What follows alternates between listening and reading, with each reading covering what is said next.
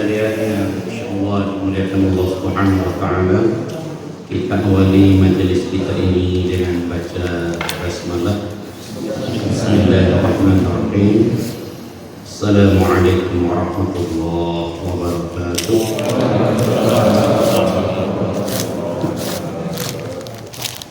Alhamdulillahilladzi hadana li hadza wa ma kunna linahtadiya lawla an hadana Allah. Asyhadu an la ilaha illallah wahdahu la syarika lah wa asyhadu anna Muhammadan abduhu wa rasuluhu la nabiyya ba'dah. Allahumma shalli wa sallim wa barik ala Muhammad wa ala alihi wa sahbihi wa man wala wa ba'd. Faqala ta'ala ya ayyuhalladzina amanu taqullaha haqqa tuqatih wa la tamutunna illa wa antum muslimun. Bapak, ibu, keluarga besar Masjid Al-Falah Sektor 6 yang sama-sama dicintai Allah, alhamdulillah kita bersyukur kita dalam keadaan sehat walafiat, walaupun pandemi ini kemarin hari Jumat itu menembus rekor karena baru pertama di Indonesia dalam satu hari yang terpapar positif itu menembus angka 5.444 kasus dalam satu hari. Jadi ini mungkin kalau dilihat prosesnya akumulasi dari hari libur terus kemudian 5.444. Daerah tertinggi Jawa Tengah, DKI, baru masih Jawa Barat. Kota Bogor kita alhamdulillah masih kondusif, tapi Kota Bogor ini sekarang menjadi tren. Pasien dari Jakarta sekarang ingin dirawat di RSUD Kota Bogor, ya, Masya Allah. Ya, di COVID menyampaikan kurang lebih hampir 20% itu ada pasien dari Jakarta. Hanya lebih adem katanya, ya. Padahal setelah dicari-cari kenapa orang ingin di RSUD Kota Bogor, karena inilah satu-satunya RSUD di Indonesia yang atas kesepakatan, ya, itu murattal Al-Quran diputar 24 jam di ruang isolasi. Jadi disiapkan alat khusus dan diputarkan 24 jam, dan ini luar biasa. Kenapa ini Ustaz menyampaikan ini? Karena kita akan mengaitkan materi pagi hari kita ini dengan Al-Quran. Tema kita hari ini, lanjutan dari ini adalah tentang gejolak rasa di tengah pandemi. Jadi di tengah pandemi ini semua rasa itu, karena terlalu panjang pandemi ini, ya, nggak tahu kapan akan selesai, ya. Beberapa vaksin dari berbagai negara, terakhir dari sebuah perusahaan Amerika yang menurut sebagian besar ahli itu sudah angka validnya sudah menembus angka di atas 90%. Nah, ini cuman harganya biasanya kalau merek ini nggak ada yang murah barangnya, ya. Merek ini biasanya nggak ada yang murah obatnya, ya, karena dia yang mengeluarkan obat biru itu, ya, terkenal dengan obat biru, obat laki-laki, ya, perusahaan dagang Amerika. Yang pasti Bapak-Bapak sekalian, kita sudah membahas beberapa tahapan, terutama nih gejolak rasa yang muncul selama pandemi. Kita sudah pernah membahas tentang marah. Marah itu juga salah satu dampak di tengah pandemi. Bayangkan, istri anak jarang diajak kemana-mana, ya, gak pernah diajak keluar, gak pernah diajak jalan-jalan, karena memang ada orang yang sangat disiplin. Dia takut terpapar karena sekali keluar peluangnya 50-50, ya. Sudah gak pernah diajak ke toko emas, ya, Masya Allah, ya, begitu. Kemudian di rumah tensi mudah sekali sulut, ya, marah, kesal, dongkol. Nah, itu semua gejolak-gejolak rasa yang muncul akibat pandemi yang terus berkepanjangan. Nah, salah satu juga rasa yang paling berpotensi muncul di tengah pandemi adalah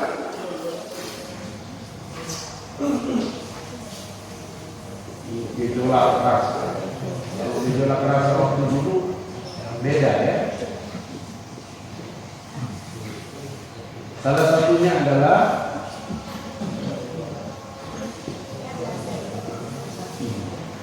ini dia. Apa ini? Al-khawf atau rasa takut.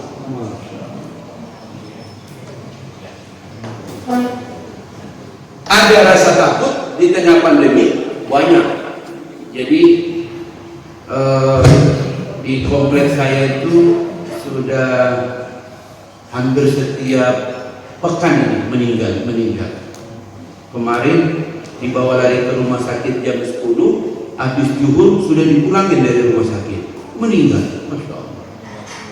Yang paling menakutkan itu kalau datang ambulans, udah gitu yang keluar dari ambulans itu pakaiannya pakaian planet, ya. Itu yang dijemput bapaknya, yang dijemput ibunya, yang dijemput anaknya. Waduh, biasanya kita tetangga langsung, kira-kira terpaparnya dari mana? Baru keluar keterangan, oh bapaknya baru pulang dari daerah ini, bapaknya baru berpergian dari daerah ini. Masya Allah. Kita ngelihat ambulans itu biasa Pak, tapi kalau yang pakai baju planet Pak, langsung DKM. Itu terakhir sholat di masjid kapan ya? Langsung dijawab, sudah lama nggak sholat di masjid. Alhamdulillah. Jadi ada untungnya juga tuh yang nggak sholat itu ya, kalau terpapar. Tapi biasanya yang sholat di masjid itu jarang. Ya, alhamdulillah. Ada jamaah itu Pak, ke masjid takut, tapi ke pasar pergi dia. Aneh itu. Pasar Anyer itu Pak, yang dibawa itu Pak, yang daging ikan itu, nggak ada satupun yang pakai masker. Waktu sidak wali kota ke sana, yang terpapar itu yang PKR pacaran di pinggir jalan, tapi yang dibawa itu nggak ada satupun yang kena sampai hari ini Pak. Ustaz, apa itu? Saya bilang bukan apa-apa, virusnya dia takut ke bawah itu. Saya tuh bulan Februari terakhir itu nemani istri cari daging di situ. Setelah itu nggak pernah lagi ke situ. Itu kan kalau masuk ke bawah itu ikan asin apa, virus aja pusing di situ. Pak harus keluar dia. Masya Allah. Bapak-bapak sekalian, ini adalah salah satu gejolak rasa takut. Kira-kira bapak-bapak ibu-ibu dalam hidup rasa takut apa yang paling bapak takutkan? Rasa takut apa yang paling kita khawatirkan? Coba. Mati, betul sekali. Ada yang berani mati di sini? Sebenarnya bukan matinya yang kita takut, tapi kita takut kenapa? Amal kita cukup tidak ini? Itu kan? Itu dia, seperti itu. Makanya ini yang disebut rasa takut. Dalam Al-Quran kata takut itu banyak Pak. Kata takut itu banyak. Tetapi kata al-khawf ini kata yang paling dominan. Kata al-khawf. Mari kita lihat pertama Quran suratul Baqarah ayat 155. Ini kata takut yang paling pertama disebutkan Allah ketika memuji manusia. Al-Baqarah 155. A'udzu billahi minasy syaithanir rajim. وَلَنَبْلُوَنَّكُمْ بِشَيْءٍ مِنَ الْخَوْفِ وَالْجُوعِ وَنَقْصٍ مِنَ الْأَمْوَالِ وَالْأَنفُسِ وَالثَّمَرَاتِ وَبَشِّرِ الصَّابِرِينَ. لَكُمْ بِشَيْءٍ, sungguh kami akan memuji kalian. Pak, lam di sini lam taukid. Bala. Al-Baqarah 155. Ada kata bala. Bala itu satu ujian Pak. Tapi kalau diucapkan 2 kali, enak Pak. Masya Allah ya. Wala nabluwannakum, ada lam di sini. Lamnya lam taukid. Sungguh kami pasti akan menguji kalian. Artinya pandemi ini salah satu memang kepastian dari Allah akan menguji. Saya sangat terkagum dengan komentar. Kadang-kadang komentarnya juga boleh agak belakang, agak bagus ya. Ya, Ketua PBNU kemarin mengomentari, kenapa manusia sudah sangat terlanjur sombong di muka bumi. Penguasa-penguasa itu lupa bahwa mereka itu nggak lama bertahan. Kalau penguasa nggak sadar, coba lihat itu meme yang terjadi pada Donald Trump ketika dia kalah. Ya, Masya Allah, yang paling kacau itu ada yang bikin tuh pulang kampung pakai kaos sederhana, Masya Allah. Apa penguasa yang sekarang itu tidak berpikir gitu ya? Nggak lama bertahan. SBY itu gagah ganteng, ya. Coba kita lihat. Tapi ketika dia tidak lagi jadi presiden, balehonya dicoret-coret. Itu SBY tentara. Apalagi yang bukan tentara? Harusnya mengambil pelajaran. Semua orang itu ada batas waktunya, ya, begitu. Nah, ujian yang paling utama Allah berikan pada manusia menurut para ulama tafsir adalah rasa takut. Kenapa Ustaz rasa takut? Karena ujian apapun kalau kita tidak ada rasa takut, tidak masalah. Betul? Betul Pak. Kalau ujian itu Pak, yang pertama Allah katakan وَلَنَبْلُوَنَّكُمْ بِشَيْءٍ مِنَ الْخَوْفِ. Ini yang paling pertama Pak, rasa takut. Karena semua peristiwa apapun tidak membawa rasa takut, no problem. Betul? Coba Pak, ya. Ibu-ibu, apa yang paling ibu takutkan dari suami? Apa yang paling membuat ibu takut pada suami? Kira-kira apa Bu? Nikah lagi, nggak usah takut Bu. Umur-umur begini Bu. Nyesal mereka umur-umur baru nikah lagi. Dan nggak kuat, dulu aja nyandar, Masya Allah. Ibu nggak usah khawatir Bu. Kalau udah di atas 50 tahun Bu, nggak usah khawatir Bu. Udah telat Bu. Kecuali angkatan tentara, itu mah itu masih ya. Tapi kalau single coba lihat dulunya. Pongkok semua begini. Kalau tentara begitu itu masih begitu. Karena latihannya luar biasa. Jadi nggak usah takut Bu bab itu Bu ya, seperti itu. Lagi-lagi bapak-bapak di sini kan mereka sebenarnya bukan soal takut atau berani Bu. Mereka itu ikut Ustaz Yasir. Menikah lagi itu babnya bukan takut atau berani, karena ada yang lebih kuat dari keberanian. Apa itu? Kesetiaan. Itu. Ibu bilang mantap itu. Jam 7 saya mengisi khutbah nikah.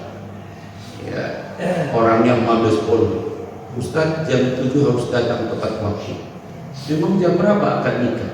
Jam 8 Ustaz. Kenapa jam 8? Karena Ustaz mau dirakit cash. Pak, beresiko 50-50. Kalau saya reaktif gimana? Ada Ustaz cadangnya. Masya Allah. Begitu itu orang Mabes itu. Tadi malam ditelepon lagi asistennya. Ustaz, nanti besok jam 7 ditunggu. Masya Allah.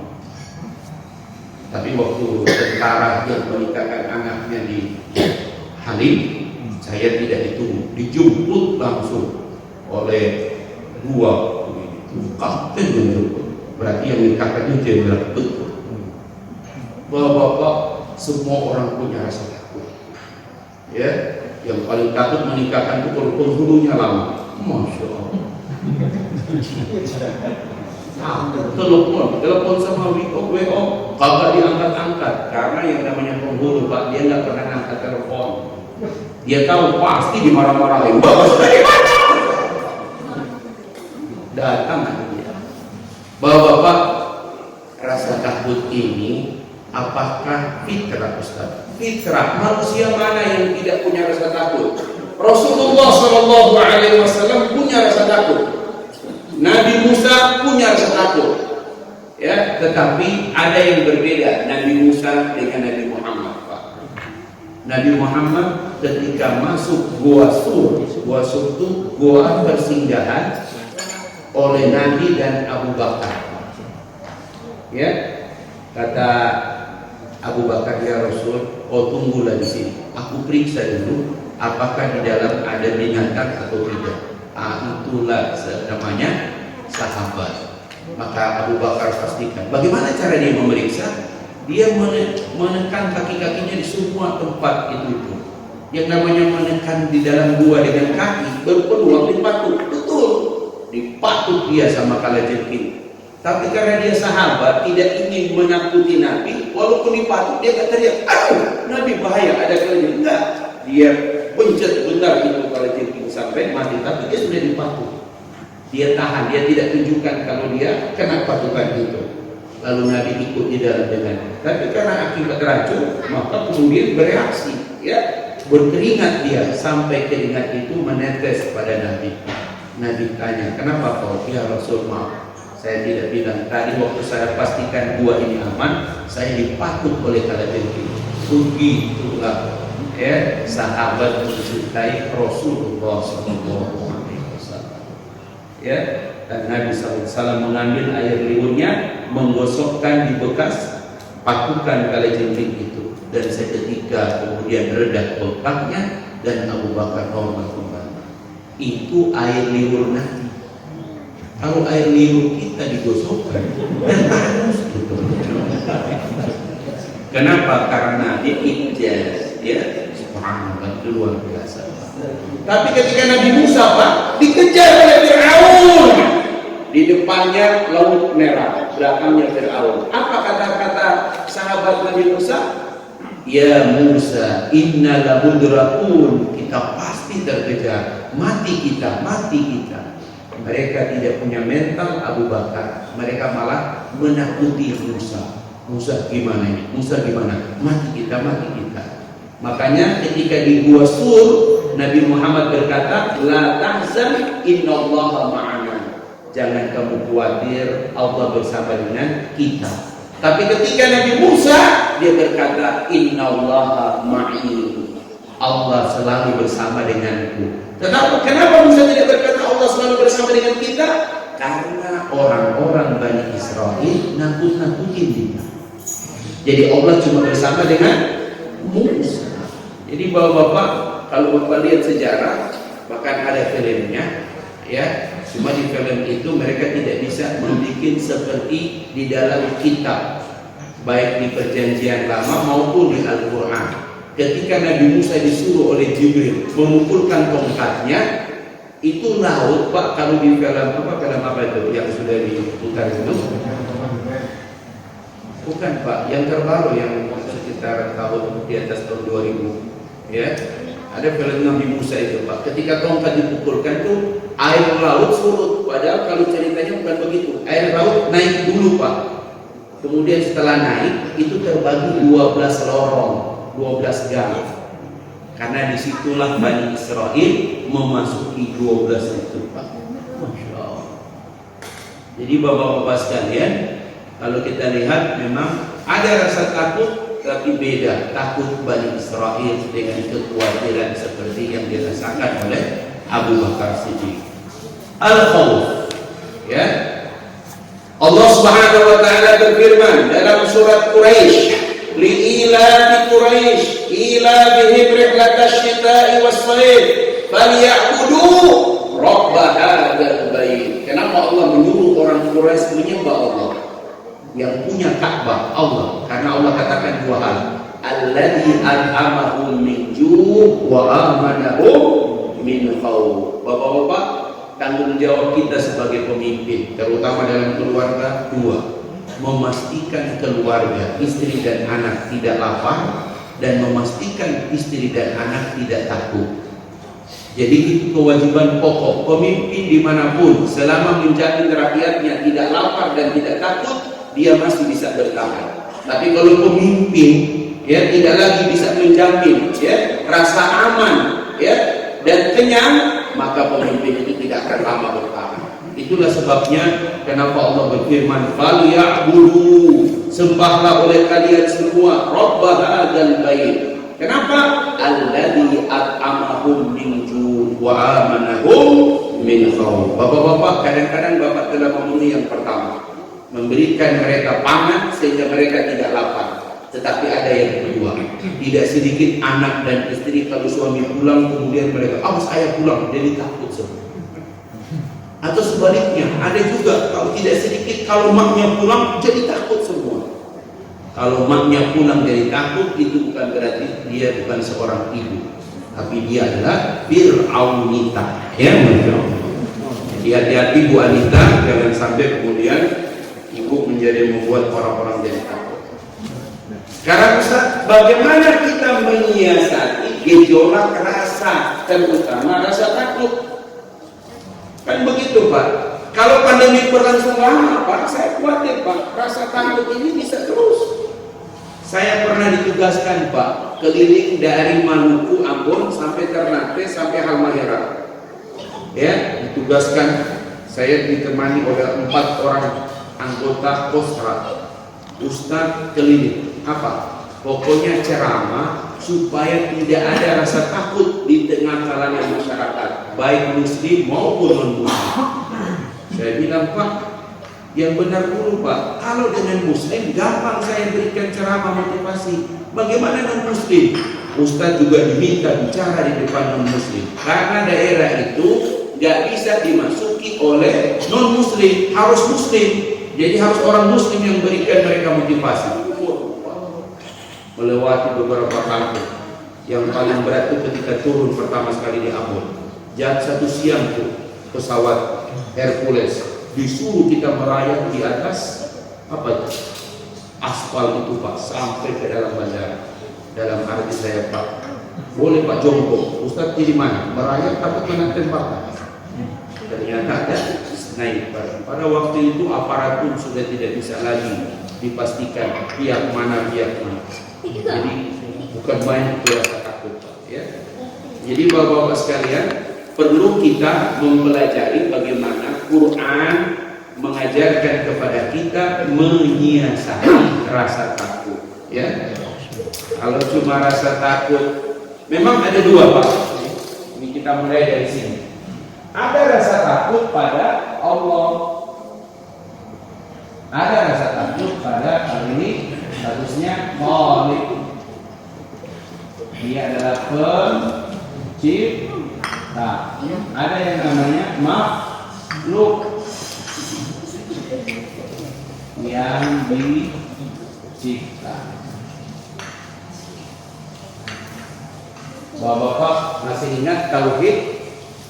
Bab mengesahkan Allah. Bab mengesahkan Allah itu ada yang namanya tauhid rububiyah. Tauhid rububiyah itu kita mengakui bahwa Allah yang menciptakan langit dan bumi. Ini penting Pak, karena semua para nabi menyampaikan ini. Ketika ditanya siapa Tuhanmu, Tuhan pula yang menciptakan langit dan bumi. Kalimat mengakui bahwa Allah menciptakan langit dan bumi itu yang disebut tauhid rububiyah. Dan ini penting Pak untuk mengalahkan Tuhan-Tuhan yang lain. Kalau ada yang mengatakan Tuhan kami sapi, tanya apakah sapi pernah menciptakan langit dan bumi? Tidak, berarti sapi bukan Tuhan. Begitu Pak logikanya. Mayat, kuburan, dia adalah Tuhan. Pertanyaannya, kalian menyembah kuburan dan mayat? Apakah mayat dan kuburan pernah menciptakan langit dan bumi? Tidak, berarti mayat dan kuburan juga bukan Tuhan. Kalian menyembah Isa? Pertanyaannya, apakah Isa pernah menciptakan langit dan bumi? Tidak, berarti Isa bukan Tuhan. Itulah dalil yang disebut tauhid rububiyah. Ustaz, bagaimana kami takut kepada Allah? Bapak-bapak perhatikan baik-baik. Dalam bab akidah, tidak boleh ada orang takut kepada Allah kecuali diikuti dengan haram. Saya ulangi, tidak boleh takut kepada Allah kecuali diikuti dengan rasa harap. Rasa takut tidak cukup, tetapi harus diikuti dengan rasa harap. Makanya ada bab khusus yang disebut al-khauf war roja. Takut tetapi juga berharap. Nah, Bapak-bapak, ini ada kaitannya nih ya. Jadi kalau takut kepada Allah diikuti antara apa? Jadi takut kepada Allah itu ada al-khauf, tetapi juga ada ar-roja. Jadi takut tapi juga berharap. Nah, itu kepada Allah. Kita tidak boleh pisah ini. Dalam bab akidah, takut kepada Allah juga ada harap kepada Allah. Ustaz, apa lambang takut kepada Allah?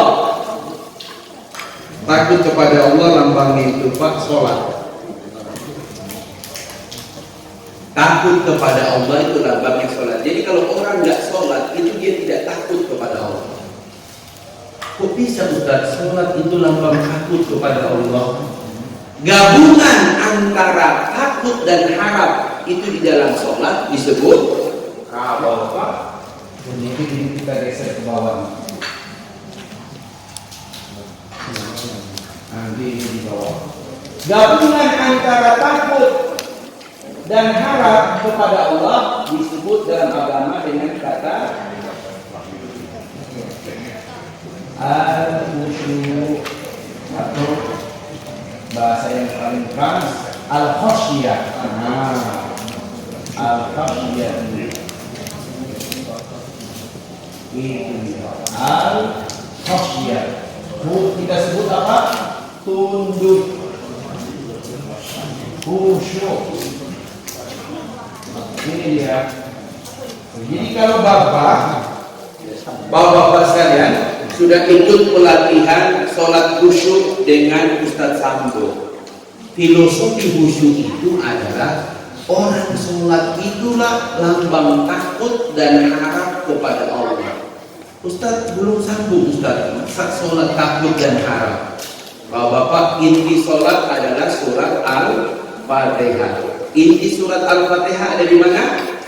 Iyyaka na'budu wa iyyaka nasta'in. Pada saat yang sama kita mengatakan hanya Allah tempat kita beribadah, itu lambang takut. Tapi pada saat yang sama kita berkata wa iyyaka nasta'in, padahal saja kami meminta pertolongan. Jadi bapak-bapak sekalian, jangan sampai pada Fatihah di ayat ini kita justru pikiran kita di mana-mana. Masih ingat Pak? Ustaz, apa dalil tadi Ustaz mengatakan sholat lambang? Pak, selain tauhid rububiyah ada tauhid uluhiyah. Uluhiyah itu kalau rububiyah kita mengatakan yang menciptakan langit itu adalah Allah. Kalau uluhiyah kita menyatakan yang kita sembah cuma Allah. Dan lambang manusia menyembah Allah itu sholat. Dalilnya Quran surat Toha surat 20 ayat 14. Innani anallah la ilaha illa ana fa'budni wa aqimus sholata li dzikri. Jadi Toha ayat 14, surat 20 ayat 14. Ini catat baik-baik ayatnya. Karena ayat ini jadi dalil kalau ada orang lain bertanya, kenapa kalian memanggil Tuhan kalian dengan Allah? Dari mana itu? Mana dalilnya? Ini dalilnya. Surat Toha, surat 20 ayat 14. Innani anallah. Dia sendiri yang memperkenalkan dirinya. Hei, sesungguhnya aku adalah Allah. Nah, jelas sekali. La ilaha illa ana. Tidak ada yang kalian sembah kecuali aku. Fa'budni, maka sembahlah kalian kepadaku. Bagaimana caranya? Wa aqimis sholata, dengan kalian mendirikan sholat. Untuk apa? Lidzikri, untuk mengingatku. Jadi bapak-bapak, kaitan dengan sholat khusyuk. Sholat khusyuk itu tidak sekedar tahu apa yang dibaca, mengerti apa yang dilakukan. Itu kan pengantar sholat khusyuk kan Pak? Kemudian setiap kali kita bergerak, diam dulu, hadirkan hati, baru sebut Subhana Rabbiyal Azim, Subhana, ya Allah, tidak, engkau suci, engkau tidak akan pernah salah, engkau tidak pernah keliru, karena engkau yang paling besar, ya. Tapi coba kita lihat, sholat itu lambang rasa takut seorang hamba kepada Allah, ya. Bapak-bapak coba lihat, sholat itu dimulai dari kalimat takbir, Allahu Akbar. Ketika kita menyebut Allahu Akbar, Pak, lihat dalam bab fikih, kepala kita harus segera tunduk melihat tempat sujud. Nggak boleh ada orang Allahu Akbar, itu bukan orang sholat. Kalau orang sholat ketika menyebut kata takbir Allahu Akbar, kenapa lihat tempat sujud? Itu bahasa fikih. Bahasa filosofinya tunduk dia kepada Allah. Masih ingat dulu kita waktu orang tua manggil, Yasin, yuk Allah dipanggil, datang. Iya Bang, ada apa? Beranikah kita lihat wajah orang tua kita? Tak berani. Bagaimana cara kita? Tunduk kepala kita. Begitulah, itu dulu. Sekarang panggil anak bapak. Ya, panggil anak bapak. Ya, Aisyah datang. Ngapain kami panggil?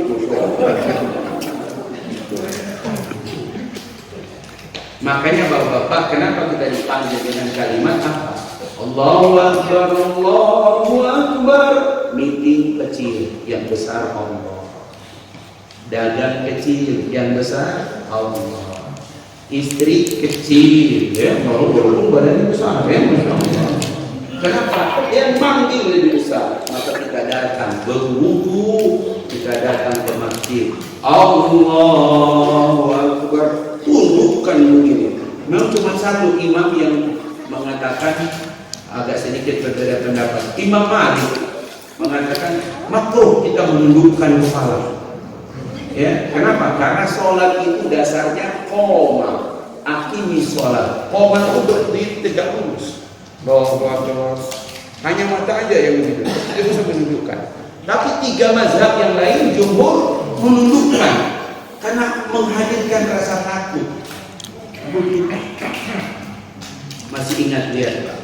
Jenderal-jenderal kalau datang ke istana menghadap presiden, ya, pakai jas, begini kan dia, itu khudu. Makanya coba lihat, sholat itu dimulai dengan takbir, diakhiri dengan tahiyat. Apa tahiyat? At-tahiyatu, semua penghormatan. Jadi sholat itu Pak, penghambaan, rasa takut dan penghormatan hanya pada Allah. Ya, tengah-tengah sholat itu namanya iktidal. Tengah-tengah sholat itu iktidal.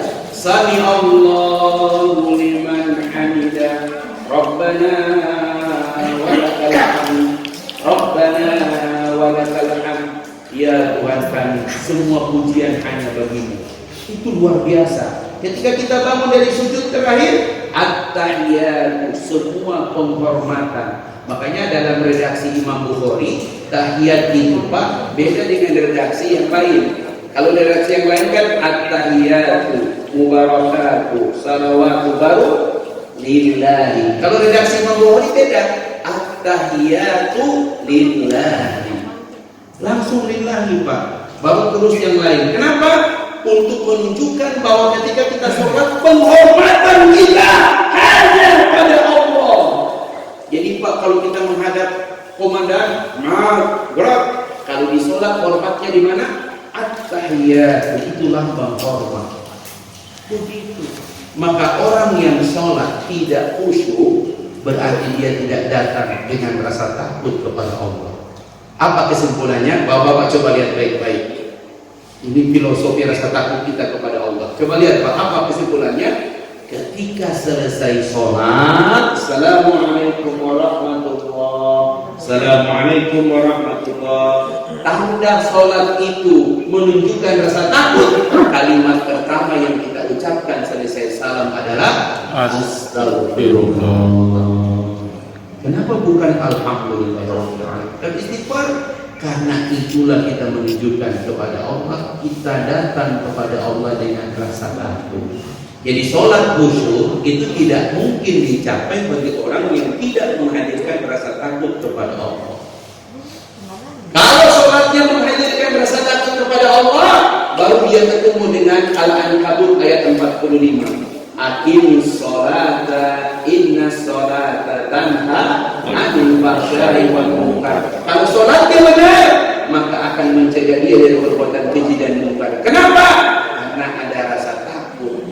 Itu yang disebut dengan al-khasyiyah, ya, yang disebut dengan khusyuk. Dan cuman khusyuk seperti inilah Pak, cuman khusyuk seperti inilah yang menjamin ketenangan hidup kita. Apa itu? Quran surah Al-Baqarah ayat 45 sampai 46. Wasta'inu bis-sabri was-shalah wa innaha lakabiratun illa 'alal khashi'in. Apa itu? Ya, jadikanlah sabar dan sholat sebagai penolongmu. Tapi sholat itu berat kecuali orang yang khusyuk, orang yang tunduk, orang yang takut kepada Allah. Jadi Bapak-bapak pagi hari ini, mudah-mudahan Bapak mulai hari ini, besok, mulai nanti suruh Isyraq, mulai dari Isyraq, mulai coba menghadirkan sholat yang lebih baik lagi dengan khasyah, rasa takut. Maka nggak boleh waktu sholat Allahu Akbar. Nggak boleh Pak. Memang kadang-kadang sholat juga tergantung tanggal Pak, ya. Akhirnya beda Pak. Terutama tanggal muda Allahu Akbar. Rasa aman, tenang. Coba lihat tanggal 2 sholatnya beda Pak. Allah.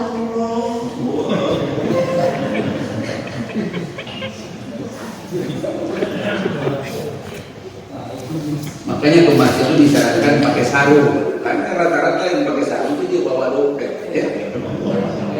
Enggak punya apa-apa. Kami datang meminta kepada Allah, ya, seperti ini. Nah, Bapak-bapak sekalian, ini rasa takut kepada Allah, seperti itulah. Makanya kalau kita menyiasati rasa takut, datang sholat. Sholat itu tempat kita menghilangkan rasa takut. Datang. Ya, datang. Karena kalau kita datang kepada Allah, apalagi sholat kita Pak, kalau sholat berjamaah Pak, subuh, zuhur, asar, maghrib itu sholat standar. Bahkan imam harus melihat keadaan jamaah. Imam itu berbalik Pak, bukan sekedar menunjukkan nih saya imam. Dia melihat nih kualitas jamaah. Ada nggak jamaah yang agak baru? Ada nggak jamaah datang dengan kursi? Ada nggak jamaah yang tunggu sholat di kursi? Kenapa? Maka dia harus memperpendek bacaan. Tapi kalau sholat yang sesungguhnya itu sholat malam. Makanya Nabi ditanya oleh Aisyah, coba Nabi, Bapak-bapak, apa rahasia Nabi itu sholatnya dari jam 1:30 sampai jam 4? 1:30, 1:30, 1:30, berarti 2,5 jam. Masya Allah. Coba kita ikut aja qiyam Ramadan, imam agak panjang. Wah, pindah masjid kita dari sini. Coba kita. Ternyata satu Pak, nih Pak kata kuncinya. Ternyata memang kita dibutuhkan fisik yang kuat. Hanya orang yang punya fisik yang kuat bisa menyempurnakan ibadah. Karena sholat itu Pak, afdalus sholat atwalu qiyamin. Sholat yang paling utama itu adalah yang panjang berdirinya. Mau khusyuk gimana tiap kali baca kulhu? Malaikat udah hafal ini wajah kulhu ini. Tiba-tiba nggak kulhu, kenapa? Inna atau inna tumbang lagi. Berikutnya kaget, kok nggak baca inna? Kenapa? Wal asri, masya Allah. Selalu tri, ya seperti itu. Bapak dan ya, Bapak badan fisik kuat itu ukurannya apa? Sholat malam, bangun jam 2. Ustaz saya belum hafal Al-Baqarah dan sebagainya. Bapak beli Quran yang gede, kemudian beli yang biasa Bapak karaoke itu, yang besi, di atasnya ada tempat untuk album, Bapak taruh Quran di situ. Apa dalilnya sholat membaca mushaf? Aisyah radhiyallahu anha, ya, dia menjuru khadimahnya, ya, kaulah jadi imam. Kenapa? Bacaanmu bagus. Aku tak punya hafalan. Maka Aisyah menempelkan suruh lembaran-lembaran itu di dinding. Itulah dalil boleh sholat membaca membaca mushaf. Walaupun sebagian ulama fikih mengatakan itu sholat sunnah. Kalau sholat wajib tetap dengan hafalan yang ada, bacaannya bacaan goib gitu. Tapi sholat sunnah boleh Pak. Bapak sholat sunnah Pak 2 rakaat saja dari jam 2 sampai jam 4. Sekarang subuh sekarang jam 4:05. Nggak tahu nih kali ini kayaknya naik dulu ya. Seperti itu. Coba Bapak lihat. 2 jam Bapak baca rakaat pertama Al-Baqarah, rakaat kedua Al-Imran. Al-Baqarah 286 ayat, Al-Imran 200 ayat, totalnya 486 ayat. Fatihah 7 ayat, kali 2 14 ayat, 486 tambah 14 500 ayat. Mantap. Itu baru bilang dari jam berapa Ustaz? Jam 2:30. Kalau Bapak baca sampai 2:30 sore belum selesai. Berarti apa? Nah, baru kita akan pindah kedua. Bapak harus perbaiki kualitas bacaan Quran. Ustaz Abdullah, imam-imam yang lain, kalau Bapak lihat mereka tadarus, bacaannya cepat sekali. Karena memang orang yang sudah hafal dan lancar, bacaannya cepat sekali. Gitu. Karena kalau bacaan kayak kita, zalikal kitabu la raiba fihi, itu sampai 2 minggu nggak selesai kan gitu. 286 ayat nggak bisa. Siapa? Kalau Ramadan kita manggil Ustaz siapa? Ustaz lagi? Ustaz apa? Coba lihat bacaannya. Coba perhatikan kalau dia tilawah sendiri, cepat sekali. Itu kalau orang tilawah sudah cepat Pak, apalagi sudah hafal, kayak naruh air dari atas gitu. Begitu. Kalau kita dari air dari bawah, Ustaz ingin beritahu. Ini yang pertama ya, rasa takut kita begitu. Yang kedua, Mas sekalian. Yang kedua Al-Baqarah ayat 38. Ini ada jaminan dari Allah. Kalau ingin rasa takut itu hilang, cuma satu. Apa ini? Ini ketika Allah berfirman dari awal manusia diusir oleh Allah dari surga, nenek moyang kita. Kulna bitu jami'an. Pergi kalian, Adam, Hawa, tinggalkan surga. Tapi apa kata Allah? Bekalnya cuma satu. Faman tabi'a hudaya al-khawfun walahum yahzanun. Siapa yang tetap mengikuti petunjukku, maka tidak ada rasa takut dan tidak ada rasa sedih. Berarti apa di sini, Pak? Nomor 2, mengikuti hudan. Ya, hudan. Tunjuk. Petunjuk. Di Islam kalau ada kata hudan cuma satu. Apa itu? Al-Qur'an. Ini dia. Hudan. Ya. Kalau ada kata hikmah, Al-Kitab wal hikmah berarti itu sunnah. Tapi kalau hudan Al-Qur'an. Dari kalau kita mulai bagi hudan lil muttaqin. Syahrul Ramadan alladzi unzila fihi al-Qur'an hudan linnas. Al-Qur'an. Bapak-bapak, di tengah pandemi seperti ini, kalau ingin menghilangkan rasa takut keluarga diajak untuk dekat dengan Al-Qur'an. Ibu-ibu bersyukur sekali dalam hidup ibu kalau bapak tuh mau tadarus dengan ibu. Itu semua kenikmatan banget. Kenapa? Bapak-bapak itu mau tadarus dengan ibu, itu siap dibantai. Dan itulah kesalahan ibu. Ibu-ibu kalau bapak mau tadarus aja udah syukur. Ibu kalau bapak ngaji, nggak usah dikoreksi. Sudah ngaji aja syukur. Ibu tuh terlalu ingin, tapi Ustaz salah bacaannya. Ibu tuh salah itu kalau ibu dengan ibu-ibu. Kalau sama bapak jangan ditegur. Ini kesalahan ibu-ibu. Makanya bapak ingat, bapak-bapak itu walaupun gimana Pak, ingat bapak itu jahil. Dia nggak pingin dia dianggap salah oleh istrinya. Betul? Amin. Makanya kalau tadarus jangan ditegur bapak. Ini ibu jadikan ajang pembalasan. Sekarang saya banteng dia Ustaz. Ayo mau ngaji apa? Al-Baqarah.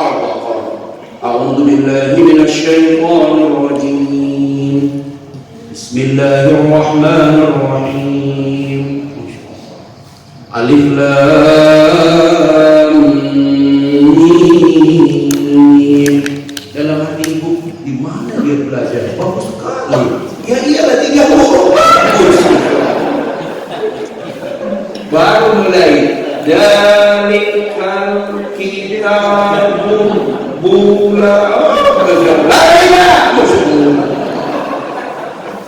Ibu-ibu, Ustaz buka rahasia nih. Tolonglah bapak-bapak itu dia udah ngaji aja udah syukur loh Bu, Masya Allah. Ibu itu selamanya sampai mati bukan ustazah. Ibu itu statusnya istri. Istri tunduk pada suami, termasuk ngaji. Kalau suami ngaji salah, biar aja dulu. Kecuali dia tanya, Bu, salah nggak semuanya? Gitu.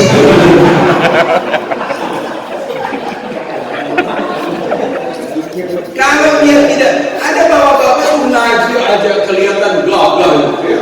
Bahkan pakai bayati lagi. Padahal gue berantakan ya. Makanya bapak-bapak yang maghrib sampai isya di masjid, kalau bapak lihat di Darul Jannah itu, imam masjid itu mojok ikut Madinah Falaqah yang mau memperbaiki bacaan hadir. Habis subuh waktu Senin sampai dengan Kamis itu mojok dengan imam perbaiki bacaan, karena memperbaiki bacaan Quran itu sampai hari kiamat. Interaksi kita dengan Al-Quran itu adalah Al-Baqarah 121 ya. Alladzina atainahumul kitaba yatlunahu haqqa tilawah. Orang-orang yang telah kami berikan Al-Quran, mereka membaca Al-Quran dengan sebenar-benar bacaan. Al-Baqarah 121. Ulaika yu'minuna bih. Itulah orang yang beriman pada Al-Quran. Beriman pada Al-Quran rukun iman yang ketiga. Amantu billahi wa malaikatihi wa kutubihi. Beriman aku kepada Allah, beriman aku kepada malaikat, beriman aku kepada kitab-kitab Allah. Beriman pada Al-Quran standarnya haqqa tilawah. Haqqa tilawah. Haqqa tilawah. Apa itu? Bacaan yang benar, tajwid, tahsin. Makanya gak boleh ada orang yang pensiun dari memperbaiki bacaan Quran. Karena bacaan Quran itu hanya enak bagi orang yang sudah tahsin, ucapannya udah enak, ya. Belajar huruf-huruf keluar dari mana Ustaz? Hamzah dengan ha, ya, ain dengan apa? Jadi semua orang belajar seperti itu, Pak, ya. Jadi sekali lagi, Pak, waktu Bapak datang ke masjid yang tidak pulang dari maghrib sampai isya, kalau duduk mojok perbaiki bacaan, ya Pak, itu pahalanya seperti pahala sholat dari maghrib sampai isya. Jangan batal wudu, jangan ngobrol, tapi perbaiki bacaan. Begitu. Di kita ada beberapa ustadz di sini. Di komplek kita tuh sekarang, pokoknya kalau ada ustadz maghrib sampai isya, kalau dia di masjid dimanfaatkan oleh jamaah. Tidak kemana-mana Ustaz. Dulu lah Ustaz. Kenapa? Karena 3 orang datang. Ustaz, perbaiki bacaan kami pelan-pelan. Begitu di Madinah itu halaqah Quran. Ya. Jadi supaya apa? Dia masjid kan enak. Di pojok sana, pojok sini, pojok situ. Ya, ada beberapa ustaz coba perbaiki bacaan Quran. Kenapa? Karena Bapak tidak akan nyaman tilawah kalau bacaannya itu belum tahsin. Ya. Dalikal kitabu bula. Dari mana itu cara baca begitu, Pak? Ibu-ibu dibaca begitu. Kitabu bula raiba bafi. Ya Allah. Ustaz jangan ketawain Ustaz. Itu pahalanya. Halo. Yang baca begitu kalau tetap baca pahalanya 2 kali. Pertama bacaannya dicatat pahala, yang kedua ketegarannya. Walaupun bodoh tapi dia baca terus. Makanya ibu-ibu bersyukur, bapak-bapak di rumah itu kalau baca Quran ibu cium kakinya. Masya Allah. Kenapa? Ahli surga ini begitu ya Allah. Pokoknya kalau suami sudah baca Quran di rumah, itu nggak usah mikir apa, nggak akan kawin lagi dia. Insya Allah aman itu. Istri yang nggak baca Quran itu yang bahaya itu. Ya. Jadi sekali lagi, bapak-bapak, orang yang baca Quran itulah yang wala khaufun alaihim wala hum yahzanun. Ibu, bapak, kalau Allah yang bilang, orang yang memetik Al-Quran itu, Pak, apa yang dia sentuh semuanya jadi mulia. Muhammad, pemuda yang tidak dikenal, tapi ketika usia 40 tahun Quran turun kepada Muhammad menjadi manusia yang paling mulia di muka bumi. Makkah, kota yang tidak dikenal, tapi karena Quran turun di Makkah, Makkah menjadi kota yang paling suci di muka bumi. Ramadan, bulan yang orang Arab tidak pernah sebut. Kenapa yang orang Arab sebut bulan haji, bulan Muharram, bulan Syawal? Tapi ketika Ramadan, Quran turun di bulan Ramadan bulan yang paling diributkan. Bapak-bapak ingat, kalau sudah Rabiul Awal 6 bulan berarti Ramadan. Itu ukurannya. Rabiul Awal, Rabiul Akhir, Jumadil Awal, Jumadil Akhir, Rajab, Syawal. Ya, sekarang Rabiul Awal sudah masuk Rabiul Akhir. Jumadil Awal, Jumadil Akhir, Rajab, Syawal, Ramadan. Pokoknya kalau sudah Rabiul Awal 6 bulan lagi Ramadan. Sementara sahabat hidup cuma dengan Ramadan. Apa maksudnya? 6 bulan sebelum Ramadan mereka berdoa, ya Allah pertemukan kami dengan Ramadan. Dan setelah Ramadan mereka berdoa, ya Allah terimalah semua amalan kami di bulan Ramadan. Hidup mereka cuma ikut siklus 6 bulan sebelum Ramadan, 6 bulan setelah Ramadan. Begitu. Jadi bapak-bapak sekalian banyak-banyak berdoa, karena ini COVID keliling ngambil tadi. Kalau kita tidak ingin ada rasa takut, Pak, ya baca Quran. Ya, di masjid saya itu ada bapak-bapak. Kalau dia sudah datang kata orang, wah ini ribut, karena bacaannya keras kan. Nah, kita tegur kalau sudah waktu sholat, kita tegur, jangan dikerasin. Kenapa? Makruh mengeraskan bacaan Quran kalau ada orang sholat di sampingnya. Jadi pendekkan bacaan Quran. Udah gitu keras-keras, salah-salah. Salah-salah, cuma jangan kita tegur, Pak. Umum dia nggak ada sholat di masjid, dosa Bapak. Kenapa? Dia dapat pahala tadi, pahala semangat. Ya. Jadi Bapak, siapa itu? Anak pemulung. Umur berapa dia? SMP kalau tidak salah. Ya, di Kabupaten Bandung. Ya. Ustaz Ali Jaber berdoa sebuah ketemu dengan anak itu. Kemarin ketemu di Cimahi. Dia kalau lapar nggak ada makanan, dia cukup baca Quran sampai ketiduran. Waktu ditanya, kamu nggak makan deh? Kalau baca Quran, saya bisa langsung kenyang dan bisa tidur. Masya Allah. Walaupun pemulung, karena dekat dengan Al-Quran, diambil oleh Syekh Ali Jaber. Desember nanti umroh, dipindahkan ke tempatnya Syekh Ali Jaber, diangkat sebagai anak angkat. Kenapa bisa begitu? Karena mulia dengan Al-Quran. Bapak, usahakan Pak. Ya, bapak-bapak nggak usah ketemu dengan Syekh Ali Jaber, ya, gitu kan? Bapak baca aja Quran. Masjid ini, Pak, hanya jadi terang bukan dengan lampu-lampu ini, karena hadisnya nawiru buyutakum bitilawatil Quran. Nawiru, terangilah rumah-rumah kalian. Dua, rumah dalam arti masjid, rumah dalam arti tempat tinggal. Nawiru buyutakum bitilawatil Quran. Kalau di luar waktu sholat, Pak, habis maghrib, orang sudah selesai ba'diyah, baca Quran, terang masjid ini dengan bacaan Al-Quran. Tapi kalau sudah ajan, ada orang qobliyah, ada orang sholat sunnah, maka kita kecilkan volume bacaan Quran kita. Dan biasanya lebih lancar kalau kecilin suara, ya, Masya Allah. Kenapa? Bukan baca, tapi kalau nonton, ya, seperti itu. Yang terakhir, bapak-bapak sekalian, karena ini harus tuntas. Bagaimana gejolak rasa ini kita siasati. Yang ketiga adalah istiqomah, yang paling susah nih. Surat 41 ayat 30. Kalau orang bisa istiqomah, Pak, hanya orang yang istiqomah yang tidak punya rasa takut.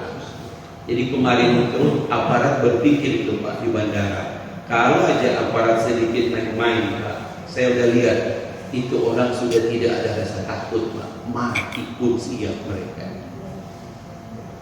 Jangankan apa itu, Pak. Kru pesawat aja datang langsung, Masya Allah. Wah, yang paling hebat Habib Novel. Dan tua itu Habib Novel itu 9 kilo tuh dia jalan kaki. Ditanya Habib, jalan. Saya ingin merasakan apa yang dirasakan oleh orang-orang ini. Bagaimana kecintaan mereka terhadap zuriyat keturunan. Masya Allah. Itu ya. Tapi memang syaratnya rasa takut itu hanya hilang kalau orang istiqomah. Dan istiqomah ini, Pak, malaikat langsung turun. Innal ladzina qalu rabbuna Allah tsumma istaqamu. Orang-orang yang mengatakan Tuhan kami, kemudian mereka menyebutkan pendirian mereka, tatanazzalu alaihimul malaikat, turun malaikat, alla takhafu wa la tahzanu. Dipotong urat takutnya, dipotong rasa sedihnya. Kalau ada orang hidup, Pak, tidak punya rasa takut, tidak punya, itu karena apa? Karena orangnya istiqomah. Kenapa kita takut-takut? Karena kita juga tahu kita belum istiqomah. Dari kecil kita diajarkan dengan diksi, berani karena benar, takut karena salah. Berarti kalau bapak takut menikah lagi, berarti bapak tahu bapak punya salah sama istri. Ya, bukan mungkin. Jadi bapak-bapak sekalian, istiqomah. Nah, saya sedikit, Pak, bab istiqomah Ustaz sudah balas. Ada satu kata kunci istiqomah supaya kita bisa istiqomah. Coba lihat ayat ini. Hud 11 ayat 112. Apa kata Allah? Inilah ayat satu-satunya kata istiqomah dalam Al-Quran dalam bentuk fi'il amar, dalam bentuk perintah. Kata Allah, Hud ayat 112. Fastaqim, langsung perintah. Fastaqim kama umirta, tetaplah engkau Muhammad di atas jalan yang benar. Jadi istiqomah itu tetap di atas jalan yang benar. Gak mudah. Ngaji begini kita istiqomah. Tapi ketika sudah keluar dari sini, naik sepeda, jalan-jalan, waduh berat. Nah, di ujung ayatnya coba lihat, Pak. Wa man kana ma'aka, dan tetap bersama orang-orang yang taubat. Pak. Ternyata Allah tidak bilang dengan orang yang pintar, dengan orang yang ganteng, dengan orang yang gagah. Tetap bersama dengan orang-orang yang taubat. Kenapa, Pak? Bapak mau cari kawan, maka carilah orang-orang yang taubat. Karena orang yang taubat itu tahu bahwa dirinya salah, dirinya banyak dosa, maka setiap waktu dia memperbaiki diri. Bapak, apakah kita tidak malu? Nabi aja itu rasanya maksud, ya. Tetapi setiap hari dia tetap istighfar. Kalau Bapak ingin cari jamaah yang setiap waktu ingin memperbaiki diri. Kalau Bapak ingin istiqomah, tetaplah dengan jamaah yang mau tobat. Karena semua kita manusia pernah salah, dan manusia yang paling baik yang mau memperbaiki diri. Kembali kepada Allah itu dalam bahasa agama disebut taubat. Nah, mari Bapak-bapak sekalian, mudah-mudahan dengan masjid yang sudah nyaman ini menjadi tempat berkumpulnya orang-orang yang taubat. Di surat Al-Baqarah itu suratnya surat kedua, ayatnya 222. Triple 2. Apa itu? Di ujung ayatnya itu doa yang kita baca selesai dulu. Innallaha yuhibbut tawwabin wa yuhibbul mutatahhirin. Allahumma ja'alni minat tawwabina wa ja'alni minal mutatahhirin. Itu doa, Pak, selesai wudu. Jadikanlah kami, ya Allah, orang-orang yang selalu bertobat, dan jadikanlah kami orang-orang yang selalu mensucikan diri. Allah suruh Nabi bersama dengan orang-orang yang taubat. Nabi saja disuruh bersama dengan orang-orang yang taubat. Apa maknanya? Karena dengan orang yang taubat itulah, Pak, kita tetap istiqomah. Amin ya rabbal alamin. Baik Bapak-bapak sekalian, jam berapa saya? 2 menit lagi. Baik, kita istighfar, kita mohon ampun kepada Allah. Mudah-mudahan selama sholat kita ada rasa takut kepada Allah. Kalau kita sudah takut kepada Allah, maka tidak ada takut kepada yang lain. Cuma Allah yang kita takut. Maka perbaiki sholat kita. Yang kedua, jangan tinggalkan Al-Quran, karena dekat dengan Al-Quran Pak, Allah cabut semua rasa takut dan rasa sedih. Dan yang ketiga, tetaplah istiqomah. Mau istiqomah, jangan tinggalkan orang-orang yang terus memperbaiki diri, jangan tinggalkan orang-orang yang terus bertobat kepada Allah. Astaghfirullahaladzim, astaghfirullahaladzim, astaghfirullahaladzim. Allahumma salli ala Muhammad wa ala ali Muhammad. Rabbana zalamna anfusana wa in lam taghfir lana wa tarhamna lanakunanna minal khasirin. La ilaha illa anta subhanaka inni kuntu minadh dhalimin. Ya Allah, Allahumma aqsim lana min khasyatik ma tahulu bihi bainana wa bain maksiatik. Ya Allah, hadirkanlah rasa takut kami kepadamu yang membuat kami menjauhi meninggalkan semua maksiat kepadamu. Ya Allah, di tengah pandemi yang terus berlanjut, jangan kau biarkan kami hidup dengan rasa takut, apalagi dengan kesengsaraan pandemi COVID-19. Ya Allah, Allahumma ya Allah, lindungi keluarga kami, lindungi jamaah ini. Ya Allah, jauhkan fitnah antar jamaah, jauhkan fitnah di antara keluarga, apalagi terpapar dengan COVID-19. Allahumma ya Allah, jauhkan fitnah di antara kami, apalagi fitnah buruk sangka sesama hamba beriman. Jauhkan fitnah di antara kami ya Allah, apalagi kedengkian sesama hamba beriman. Ya Allah, jadikanlah pasangan kami pasangan dunia dan akhirat. Beri dia kesabaran untuk mengerti keadaan kami ya Allah di masa-masa sulit seperti ini ya Allah. Beri dia kesabaran mendampingi, mendidik, membesarkan anak-anak kami ya Allah. Rabbana hab lana min azwajina wa dhurriyyatina qurrata a'yun waj'alna lil muttaqina imama. Allahumma arzuqna tawbatan nasuha. Allahumma inna nas'aluka min husnil khatimah. Rabbana taqabbal minna innaka antas samiul 'alim wa tub 'alaina innaka antat tawwabur rahim. Wa sallallahu ala Muhammad wa ala alihi wa baraka wa sallam bi fadli. Subhana rabbika rabbil izzati amma yasifun wa salamun 'alal mursalin walhamdulillahi rabbil alamin. Subhanakallahumma wa bihamdika asyhadu an la ilaha illa anta astaghfiruka wa atubu ilaik. Lebih dan kurang yang mohon maafkan. Assalamualaikum warahmatullahi wabarakatuh.